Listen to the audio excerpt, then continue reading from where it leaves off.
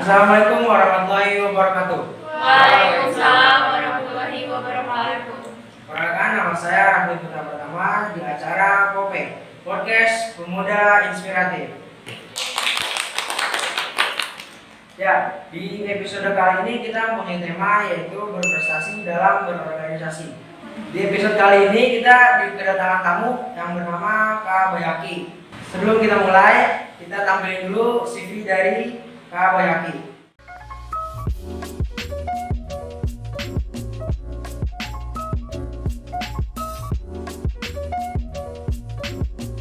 Oke, langsung aja kita panggil dia Kak Bayaki.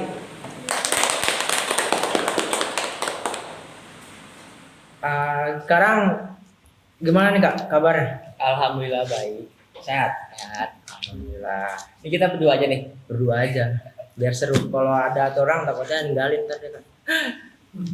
Oke, sekarang lagi pandemi kayak gini, itu Kakak lagi sibukin apa sih Kak? Saya sih sekarang sibuknya kuliah yang pertama sama kerja. Oh, Saya kayak kerja. Iya, kerja sama kuliah juga. Sekarang kerja di mana Kak? Di Jeko. Di Jeko. Cibubur ya. Oh, berarti jauh juga ya? Lumayan dari rumah Dari Jantung kan rumahnya kan? dari Jantung ke Bekasi itu sekitar 30 menit. Oh, ya. Ya. Dari style lihat di CV Kakak nih tadi nih kan ya? Ya. Itu Kakak banyak banget prestasi di kejuaraan-kejuaraan pencaksilat nih kayak. Ya, benar. Itu saya juga dulu pernah ikut kejuaraan silat, cuman nggak nyampe kejuaraan, cuman mau ikut lomba, cuman saya di situ nggak lolos. Kenapa nggak lolos? Kan mau masuk lomba itu kan dicek tinggi badan sama berat badan tuh. Berarti kategorinya tanding bukan? Tanding. Oh iya benar. Ya. Nah di situ saya nggak lolos, ya udah akhirnya di situ agak ngedown tuh. Soalnya pengennya mau lomba terus kan. Iya, benar. Akhirnya saya keluar, fokus di pramuka. Gitu. Lanjut. Saya juga sempat sih ke kayak gitu, pernah pengalaman kayak gitu juga waktu pengen tanding, berat saya kurang. Waktu itu saya masuk di kelas tanding itu kelas C apa kelas D gitu kalau nggak salah ya. Sekitar itu beratnya itu sekitar 39 sampai 43. Berat saya itu cuma 42,8. Berarti kan masih kurang tuh. Solusinya saya waktu itu disuruh sama pelatih saya minum air yang banyak. Saya minum hampir 1 galon sebelum pertandingan mulai. Saya harus nahan kencing itu sebelum ditimbang. Jadi sebelum pertandingan kan ditimbang berat badan dulu tuh. Timbang berat badan lolos atau enggak buat pertandingan. Saya ditimbang dulu kan ngecek dulu di awal sama pelatih kan. Oh berat kamu kurang nih 42,8, minum aja yang banyak. Minum yang banyak. Terus saya minum yang banyak, berkencing, saya kencing turun lagi berat badannya. Habis turun lagi, udah saya minum. Nggak, saya nahan kencing tuh sekitar setengah jam tuh sebelum ditimbang saya tahan kencing. Akhirnya lolos tuh 43,2 lebih 2 masih bisa ikut pertandingan tuh. Akhirnya pas habis nimbang baru saya kencing baru saya tanding. Berarti ada perjuangan juga buat ada perjuangannya untuk tanding. Dari itu Kakak pernah di Padepokan dong? Nah, berarti kenal dong sama almarhum Kak Awai? Kenal. Yang baru kemarin? Iya, almarhum Kak Awai itu salah satu pelatih saya juga yang ngelatih saya tanding. Baik, kamu harus bisa ya tanding gini. Pokoknya saya nggak mau tahu, gitu kata dia. Jadi itu dia yang motivasi saya buat terus latihan. Waktu itu saya sempat nggak bisa tuh tanding, bang saya nggak bisa, capek, fisik saya nggak kuat dulu. Saya punya penyakit riwayat asma waktu itu. Saya latihan itu waktu itu 1 jam latihan itu dada saya sudah sesak, udah nggak kuat latihan. Kan kalau latihan sama Bang Awai itu dia fisik main fisik dia lari, push up, sit up segala macam. Saya nggak kuat, saya berhenti di situ. Kata Bang Awai, kamu bisa terusin latih sampai ambang batas kamu, kata dia gitu. Oh iya Kak, saya latihan sampai kepala saya pusing tuh sampai pengen pingsan waktu itu. Saya ingat banget. Sampai pengen pingsan, akhirnya saya latihan, saya istirahat seminggu kemudian. Akhirnya saya kuat tuh latihan sama dia, latihan. Jadi kalau mau latihan itu kita harus sampai ke ambang batas kita gitu. Jadi harus terus usaha nanti hasilnya belakangan. Rasain sendiri hasilnya, sampai sekarang pun saya ngerasain hasilnya. Jadi saya setelah ikut silat itu, tadinya kan saya punya penyakit riwayat asma. Sekarang alhamdulillah udah hilang riwayat asmanya itu. Karena latihan silatnya itu saya waktu itu benar-benar latihannya dari pagi sampai malam. Berasa banget tuh badan. Berasa banget. Iya, emang Kak Awai itu orang paling baik banget tuh dia. Baik banget ya. Motivasi banget deh pokoknya. Oke, lanjut ke pertanyaan nih kayak. Kalau kakak ikut kejuaraan itu keseringan di kategori tanding atau seni? Dua-duanya. Paling sering? Paling sering ya dua-duanya, rata-rata seni juga, tanding juga. Jadi itu saya orangnya gimana ya? Nggak bisa satu kategori aja. Saya harus bisa. Iya, saya harus bisa multi talent. Saya itu karena tipe orang yang wah, kok dia bisa, gua enggak. Gue pengen coba, gue pengen kayak dia gitu. Jadi saya latihan tanding juga, latihan seni juga. Waktu itu saya seninya ada dua, kan ada 3 kategori seni tuh.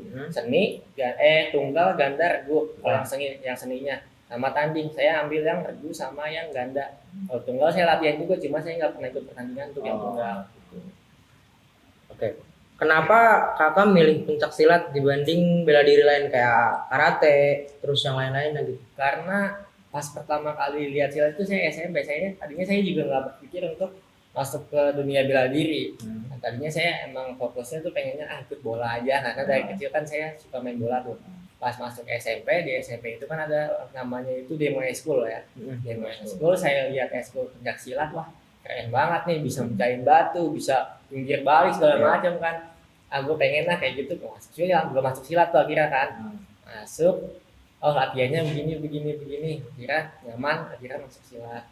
Sampai akhirnya berhenti silat itu kelas 8 pas pengen kelas 9. Pas pengen naik kelas 9 saya berhenti. Berarti waktu di SMA sini udah nggak silat? Sempat silat sekitar 1 semester, habis itu berhenti. Berarti kakak mulai silat itu di SMP? SMP, bukan di SMA? Bukan di SMA. Oke. Tadi kan saya lihat tuh kakak di SMP juga ada ikut OSIS tuh ya? Iya betul. Ikut OSIS juga. Itu buat kakak ngatur waktu antara latihan, belajar, buat keluarga juga, terus buat organisasi juga nih. Itu gimana tuh ngatur waktunya? Pasti kan susah banget tuh. Ya kalau ngatur waktu sebanyak itu pasti susah. Cuman cara ngatur waktunya kan dia ada jam-jamnya tuh. Kalau OSIS jam sekian sampai jam sekian. Kalau belajar jam sekian sampai jam sekian, latihan jam sekian sampai jam sekian. Jadi itu saya di sekolah itu full 1 hari. Misalnya sekolah nih dari pagi jam 7 sampai jam 12 misalnya. Saya di sekolah tuh bisa dari jam 7 sampai jam 6 sore. Karena saya ngelakuin semua itu. Karena kalau di sekolah itu kan paginya itu kadang kan belajar dulu, kita belajar nih pagi. Sampai siang itu baru OSIS. Nah, dari sore sampai malam saya latihan silat. Jadi full waktunya orang-orang pulang tuh saya latihan.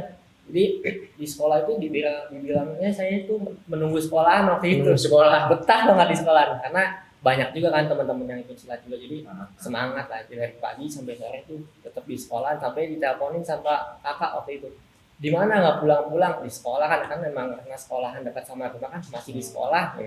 Jangan malam-malam pulangnya gini ya, pulang malam tapi pulangnya jam 11 malam gitu. Oke, terus kan di SMP udah ikut OSIS tuh. Iya. Terus kakak di SMA ikut OSIS lagi nih. Iya. Nah itu kakak kenapa kok masuk OSIS lagi? Apa nggak jenuh gitu kan? Di SMP udah OSIS, di SMA udah OSIS gitu. Kalau dibilang jenuh sih enggak ya, karena OSIS itu seru menurut saya, asik. Kenapa asik? Pertama bisa banyak relasi dari OSIS kan. Sama yang kedua bisa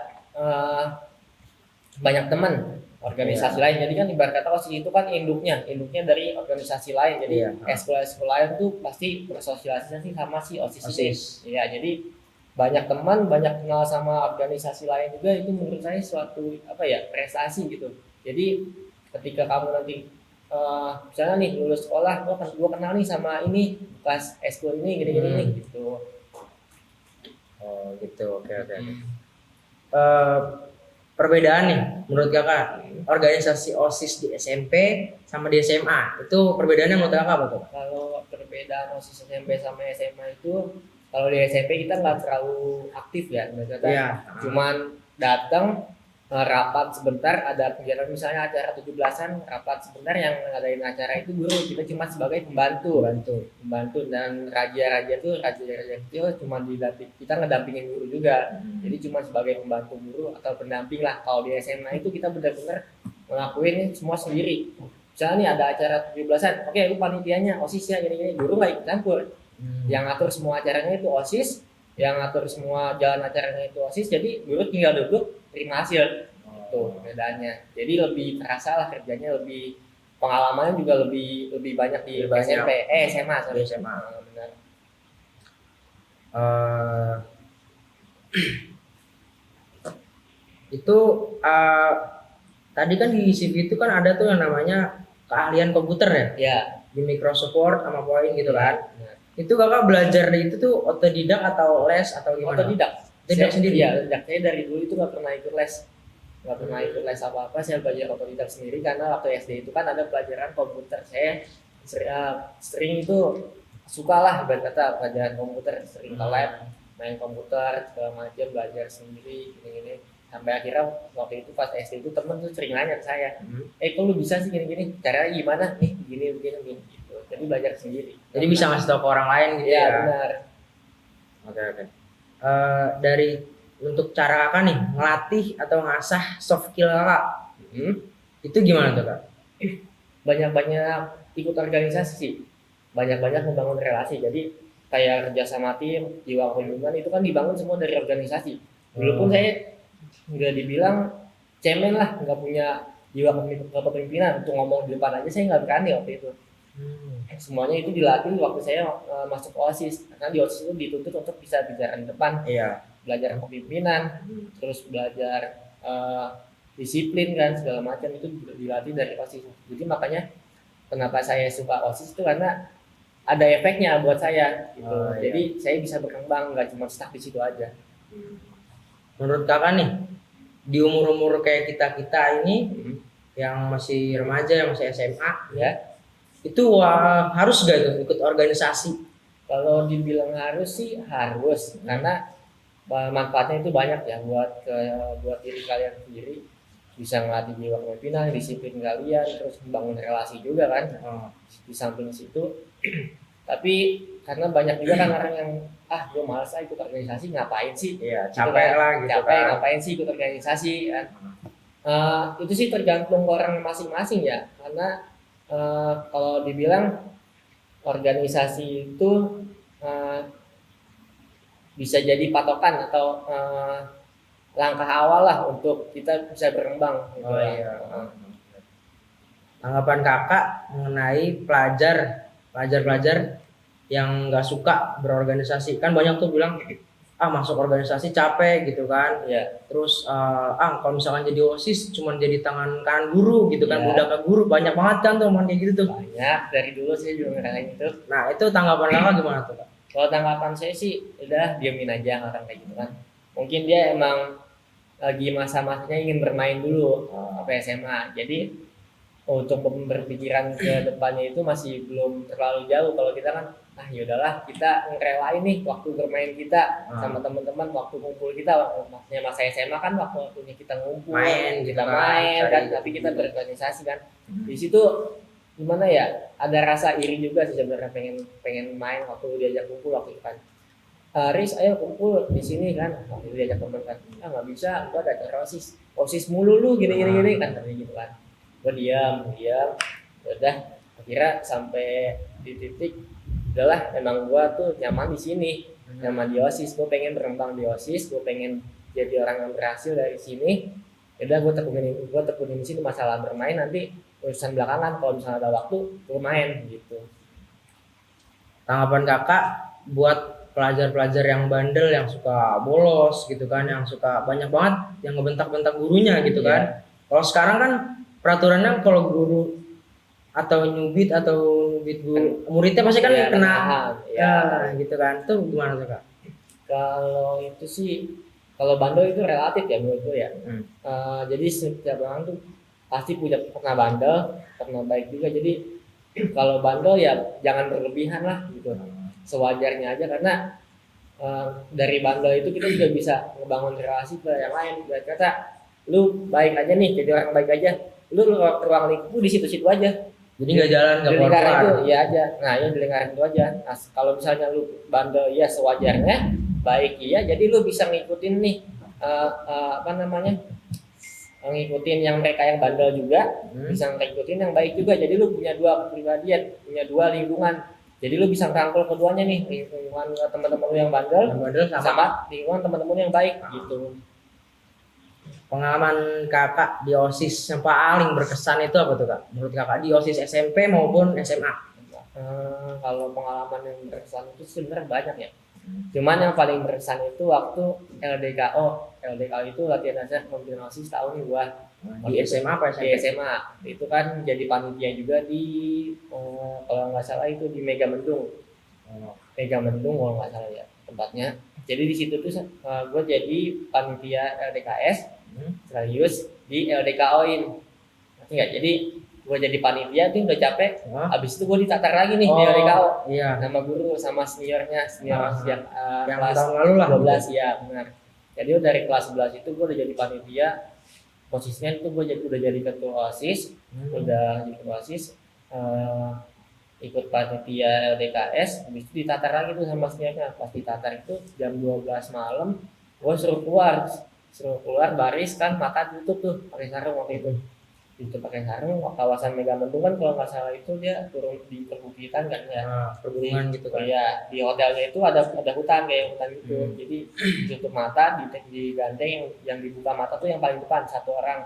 Yang lain itu digandeng, saya muterin villa tuh kalau nggak salah. Muterin villa sambil ditakut-takutin, ayo lu, ada ini ada itu kan. Ya aku jalan, habis itu gue dibentak-bentak tuh sama Bu Biska. Kamu gimana sih gini. Kamu bisa nggak gini? Gue diam, enggak Bu, maaf Bu gini.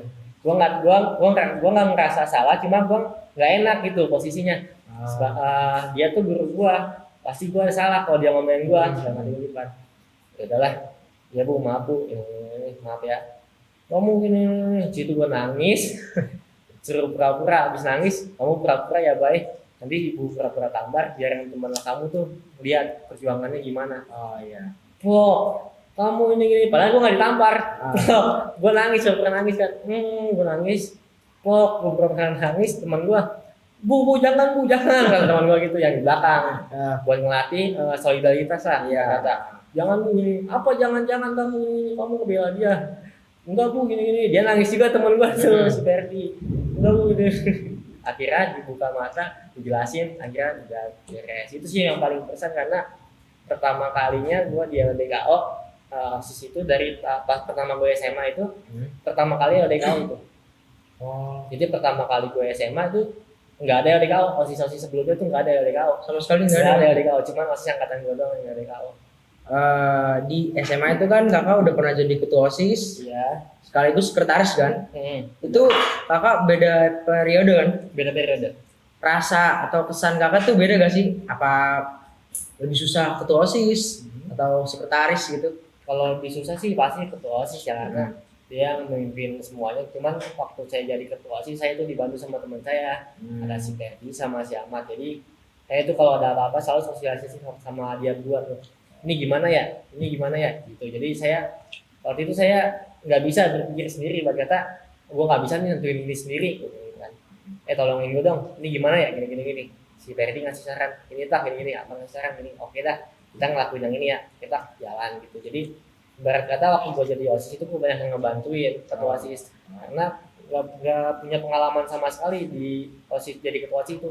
Gue aja kaget karena awalnya itu kan sekretaris itu kan cuma nyatet aja tuh, nyatet nggak ngomong, cuma nyimak rapat nyatet. Tiba-tiba baik besok jadi ketua OSIS ya calonnya, kok saya Bu, bukan kok saya, nggak apa-apa kamu aja nanti pilih ya wakilnya. Aduh, gue di situ depan suruh bacain visi misi depan pertama kali itu mic begini nih, gemeter lah gitu kan. Gue nggak bisa ngomong di depan orang banyak tuh situ, tapi nggak tahu kenapa gue yang menang, gue bilang kayak gitu. Di sekolah kan kakak ngambil jurusan IPA kan? Iya. Kenapa kakak milih IPA? Kenapa nggak IPS gitu? Karena waktu zaman dulu itu kakak ya waktu gue kelas 7 katanya yang masuk IPA itu bisa kampusnya tuh jurusannya banyak. Ya jadi kalau misalnya IPS nih dia cuma di lingkungan sosum aja pilihannya kayak ekonomi, nggak bisa nyebrang ke IPA, teman-teman ke dokteran segala macam kan nggak bisa nyebrang gitu waktu itu katanya. Makanya di situ gue ngambil IPA karena supaya gue bisa ke kuliahnya itu di jurusan saintek juga, ke jurusan kayak kedokteran, gizi segala macam, sama ke bisa nyampein ke ilmu sosial kayak ekonomi, manajemen segala macam gitu. Jadi gue milih IPA karena IPA itu katanya bisa kemana-mana lah, kata milih jurusannya. Ambil jurusannya enak gitu, luas ya. Ah, benar. Menurut kakak sikap-sikap anak zaman sekarang nih, tahun-tahun saya sama tahun kakak itu beda gak sih kak? Kalau dibilang beda pasti beda. Beda banget. Beda banget. Cuman kalau tahun gue sama tahun yang sekarang ini, gue nggak bisa ngebedain karena gue nggak lihat tahun-tahun sekarang ini gimana anak-anaknya. Kalau tahun-tahun gue tuh emang anak-anaknya pertama bandel, bilang bandel susah diatur, iya. Jadi butuh perjuangan lah buat ngatur ini anak-anak ini. Pendapat kakak nih sekaligus nasihat kakak buat anak-anak khususnya dia sama PGRI 4 nih kan, yang nggak mau berorganisasi gitu.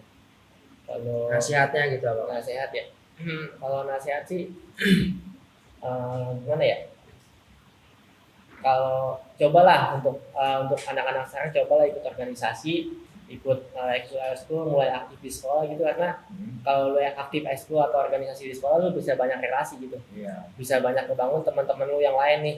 Jadi kalau ikut ekskul atau organisasi kan bisa main nih, ada acara nih dari sekolah ini gabung dari ekskul ini, ekskul sekolah misalnya 58 64 gabung ke SMA PGRI 4 jadi satu. Jadi lu bisa nambah relasi juga, bisa nambah temen juga di situ. Jadi sosialisasi apa luas Sosialisasi gitu ya? luas, benar gitu. Oke. Menurut kakak sikap atau sifat-sifat yang bagus buat ketua OSIS nih, kan kakak dulu kan ketua OSIS kan? Ya, Menurut kakak yang bagus itu kayak gimana tuh kak? yang pertama sih jadi contoh yang baik ya. Jadi contoh yang baik, disiplin, terus kerja keras, tanggung jawab itu udah pasti. Apalagi jiwa kepemimpinan itu udah harus pasti. Udah pas ada ya gitu kan ya.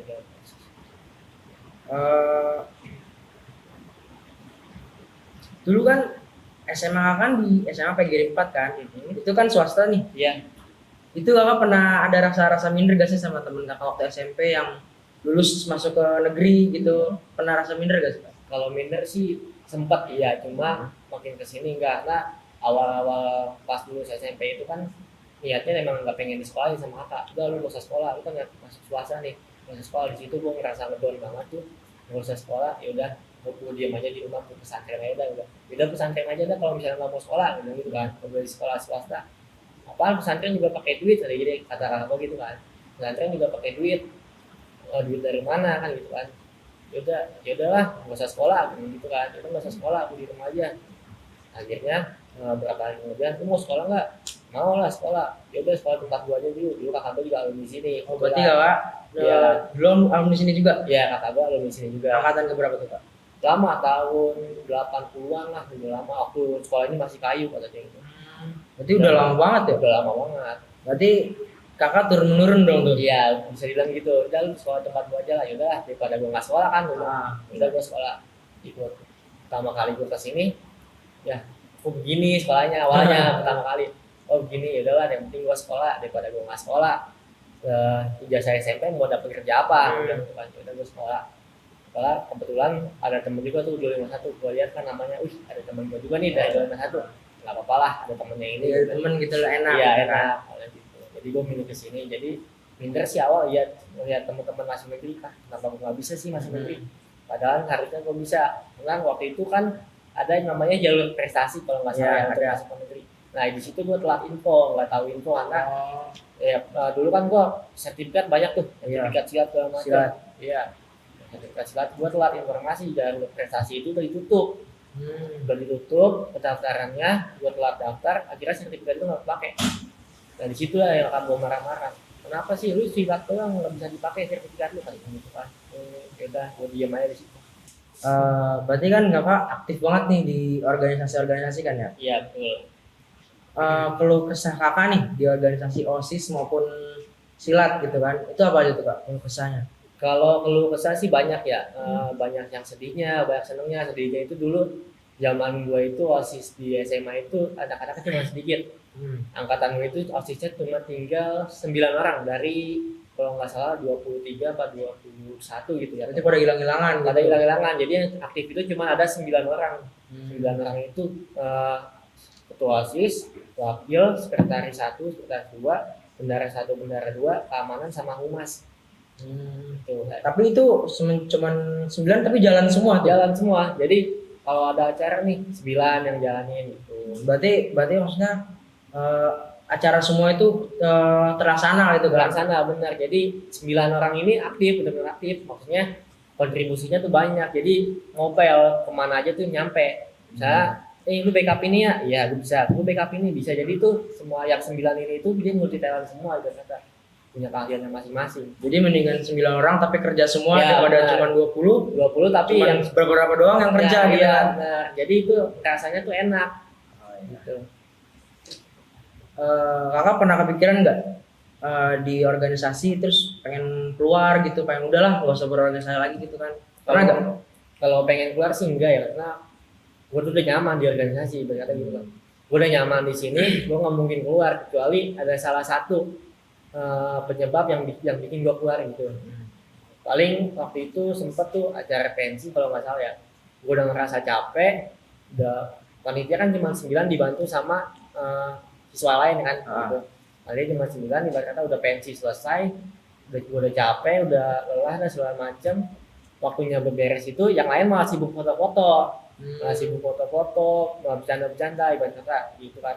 Posisi itu udah sore, udah jam 3 sampai jam 4 gitu, gue lupa ya. Jam itu sudah sore, gue pengen cepat pulang karena gue di sekolah ini sebelum pensi itu udah nginep, udah Pokoknya udah capek, semuanya juga sama sih, sama, cuman gue pengen cepet pulang, pengen cepet selesai. Kalau udah selesai beres-beres baru udah kita mau foto-foto, ayo mau makan ayo gitu kan, kata gue kayak gitu. Cuman mereka langsung foto-foto, gue beres-beres sendiri. Jadi dia nggak beres-beres. Dia nggak gitu. beres-beres, gue beres-beres sendiri, gue diemin, gue beres-beres segala macam. Akhirnya gue masuk ke kelas, gue diem, paling nyariin gue, banyaknya mana, cariin gue di kelas, gue suruh keluar, panggil nggak bisa, kenapa baik, nggak apa-apa bu. Situ gue nangis lagi gitu, nggak apa-apa bu, nah serius nggak apa-apa bu, ini cuma capek aja, maksudnya kita selesain aja dulu ini beres-beresnya, kalau udah selesai semua baru kita foto-foto boleh, makan boleh. Jadi kita tuh selesai foto-foto atau makan-makan tuh enak, jadi tinggal nyantai. Rata-rata kan kalau misalnya foto-foto dulu nih atau makan dulu udah males, Iya, ngapa-ngapain udah males. ngapain. Iya benar itu. Oke. Pendapat kakak sama guru-guru di SMA PGRI 4 nih, waktu zaman kakak itu gimana tuh kok orang-orang guru-gurunya tuh? Baik-baik sih guru di sini itu, cuman tegas juga sih. Udah tegas, baik, perhatian juga. Cuman tergantung lah, ada beberapa guru yang mungkin ya dibilang kata galak lah, Killer lah gitu. Ya. Guru yang paling kangenin pengen ketemu gitu, itu siapa tuh kak? Yang kangen Bu Piska. Biska. Iya, karena paling dekat sama Bu Piska waktu itu. Oh. Dia yang mengayomi dulu, itu sering main ke rumah Bu Piska juga, sering makan bareng gitu, Bu Piska. Berarti kakak sama Biska udah deket banget berarti Udah ya? dekat, iya benar. Mata pelajaran yang paling kakak suka itu apa tuh? Dari waktu SD mungkin atau gimana? Kalau SD itu sukanya matematika sih. Karena aku suka ngitung waktu itu, dari SD itu matematika, SMP itu matematika, SMA itu kimia. Oh, berarti lebih suka kimia ya? Kalau SMA kimia, benar. Karena lebih seru aja sih. Menantang gitu ya? Nah, bagi gurunya Bu Togi kan. Oh iya. Terakhir nih kak, pertanyaan terakhir. Nasihat atau jangan nih buat teman-teman OSIS semua di sini itu gimana kak? Buat teman-teman OSIS sih, pertama yang penting tetap semangat, terus aja jalani. Kalau ada acara buat terus ikutin terus. Kalau ada misalnya nih acara dari luar nih, organisasi lain ikut kumpul, jadi membangun relasi juga untuk OSISnya, nambah-nambah pengalaman, terus jiwa kepemimpinan juga diterapin untuk kehidupan sehari-hari. Jadi lu masuk OSIS nih, lu apa yang lu dapat di OSIS lu terapin di kehidupan lu, Dimanfaatin gitu. dimanfaatin, benar. Jadi itulah nasihat lu. Oke. Sebelum selesai video nih, Iya. dari OSIS itu ada beberapa bingkisan gitu kan. Repot-repot. Iya. Ini kak, ini ada kayak piagam nggak berharga banget sih, cuman Nggak apa-apa. berkesan gitu kan. Kak. Ini udah lebih berkesan banget dari apapun. Oke, ini kak. Teman terima kak. Terima kasih ya. Ya, sebelum di akhir video jangan lupa like, komen, dan subscribe. Jangan lupa juga tonton terus video-video di Popey, yaitu podcast Pemuda Inspiratif.